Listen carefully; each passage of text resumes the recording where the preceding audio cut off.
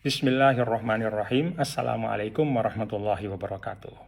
Saya menyimak pidato bakal calon presiden Bapak Anies Rashid Baswedan semalam. Pidatonya menarik.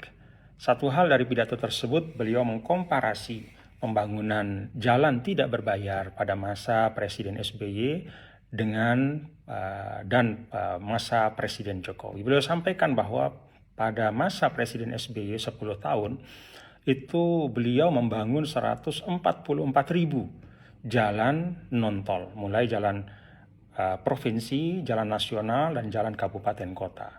Jauh lebih tinggi dibanding pencapaian Presiden Jokowi selama 9 tahun, yaitu hanya 19.000 kilometer. Beliau sampaikan perbandingannya 7,5 kali lipat pada masa Pak SBY, lebih banyak dibanding dengan masa Pak Jokowi. Menyimak pidato ini saya punya satu catatan, bahwa Mas Anies Rashid Baswedan tidak menyebut melupakan. Saya tidak tahu ini sengaja atau tidak sengaja ya. Mestinya sebagai calon presiden beliau memaparkan secara utuh. Beliau tidak menyebutkan tentang jalan desa yang terbangun pada masa Presiden Jokowi. Pada masa 9 tahun sampai akhir 2022 itu ada lebih dari 316.000 kilometer jalan desa yang dibangun oleh Presiden Jokowi.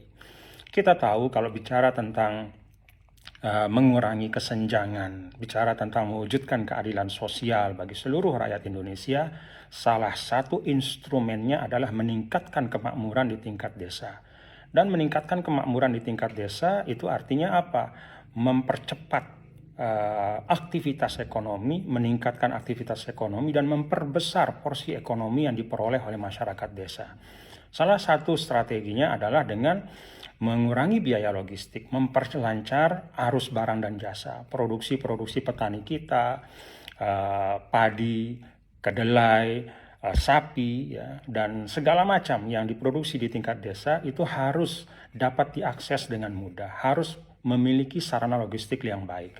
Karena itu pembangunan atau jalan desa itu memegang peran yang sangat penting untuk menghadirkan keadilan sosial bagi seluruh rakyat Indonesia, mengurangi ketimpangan antara desa dan kota.